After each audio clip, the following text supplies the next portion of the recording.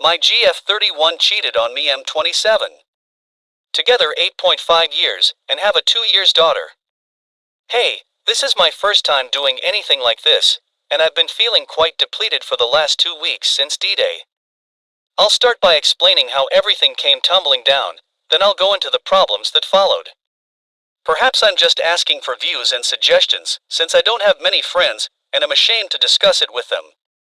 The two of us have been together for 8.5 years, and our daughter, who is 2.5 years old, is our only child.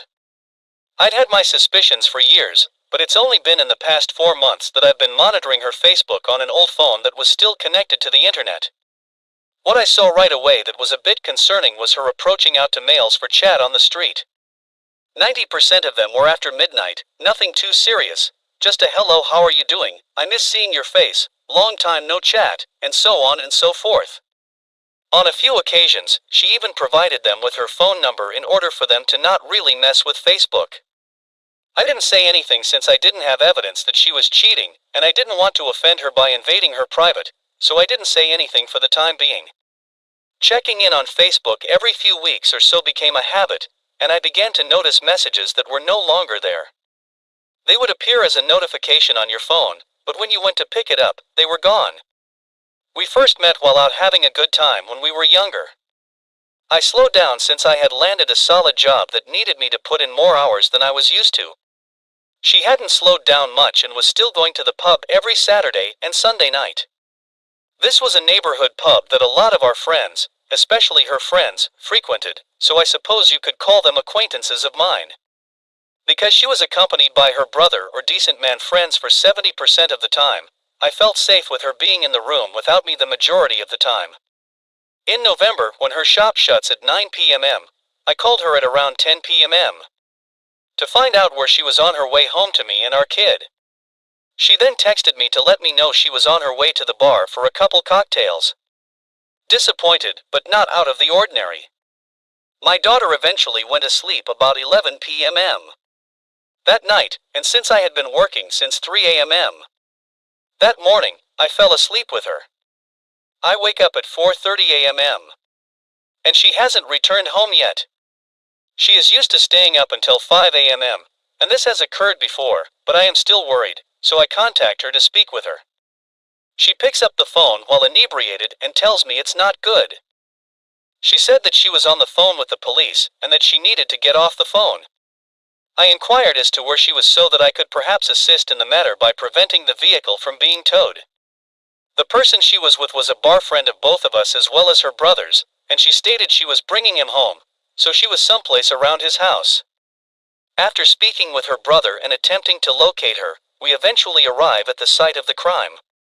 She was detained and sent to prison on suspicion of driving under the influence. Her car had already been hauled away, and her male acquaintance was riding along in the truck with her brother at the time. The automobile was parked in a strange area far away from the man's home, and it was reported as a suspicious vehicle that had been left running for an unknown reason. Due to the fact that it was late at night, and I was attempting to deal with the problem at hand, I was only concerned with getting my child's mother out of prison and regaining possession of my automobile. After I returned home, I spoke with her brother and obtained the male perspective on the situation, according to her brother.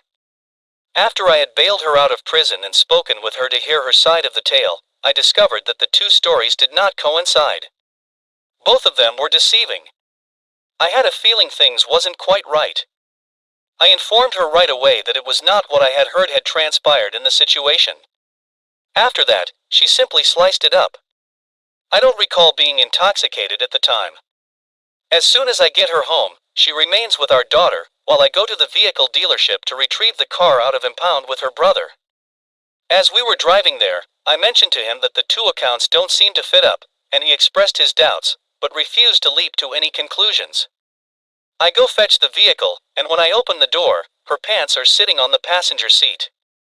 My stomach dropped to the floor, and when I showed her brother, he still had doubts and stated he was going to find out from the other person.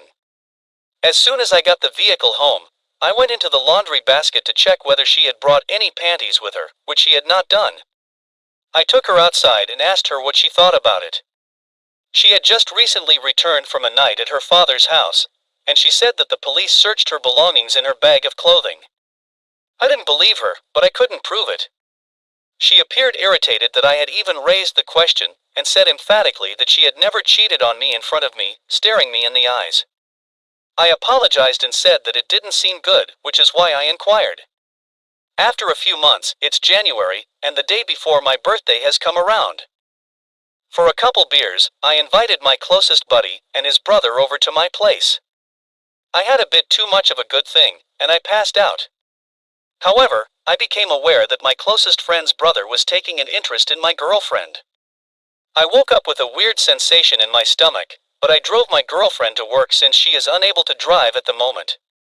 After I send her off, I take a look at her old phone, which still has Facebook on it. I discovered that my closest friend's brother was attempting to hit on her over Facebook after I had fallen asleep for the whole night.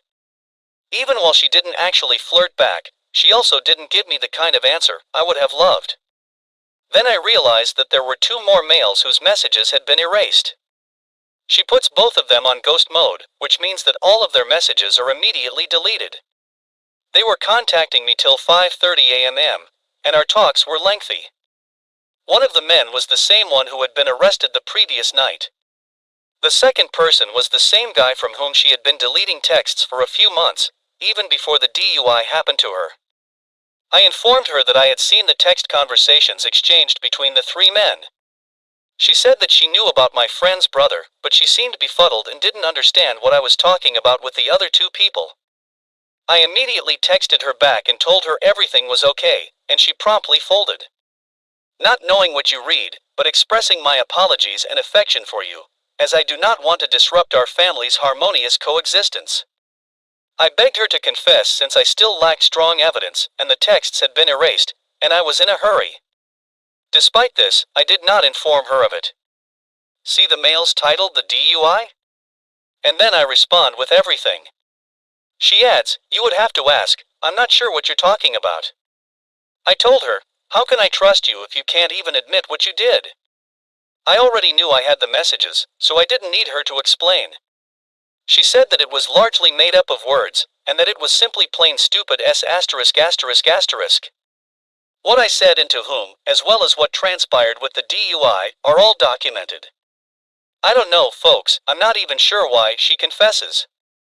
I told her that I would see her when I picked her up from work since she had 4 of the same things simply going back and forth. When we arrive home, we go out to the back and chat about it. I continued reminding her that I had seen the texts, and that she needed to confess. She acknowledged to him that she had slept with him the night before the DUI. And with the other person, she's been deleting his texts, since he's been saying stupid things. I inquired as to what she had said, and she said that it had something to do with his me and bending me over the pool table, taking his large black D******. I omitted to note that this was yet another regular at the establishment. We've both been struggling with this for the last 2 weeks, and it's still difficult. She keeps claiming she wants to move ahead and not look back, but it's difficult to get the memories of the past out of my head. All of the deception and treachery on my part. I tried all I could to make our relationship the best it could be. I have a feeling I can't trust anybody, yet I really like her. I promised her that we would do our best to make it work, but it was eating at me every day. To be really honest, I believe that our kid is the only thing that keeps us together right now. I come from a dysfunctional household and don't want her to grow up in the same way. I'm not sure if I should feel weak for sticking with it or strong for attempting to make it work. I was motivated by the fact that she believes it is simple for you to just walk away, and I believe this is true, therefore I chose the more difficult option of giving it all I had. This isn't the first time she's lied to me about anything. She has lied about phone numbers being male, claiming that they were her relatives' numbers. She has also lied about her whereabouts. Her brother contacted me to say she was up to no good, and that I should go check on her. I arrived at the bar at the same time as her, with another man in her vehicle, who she said was her brother.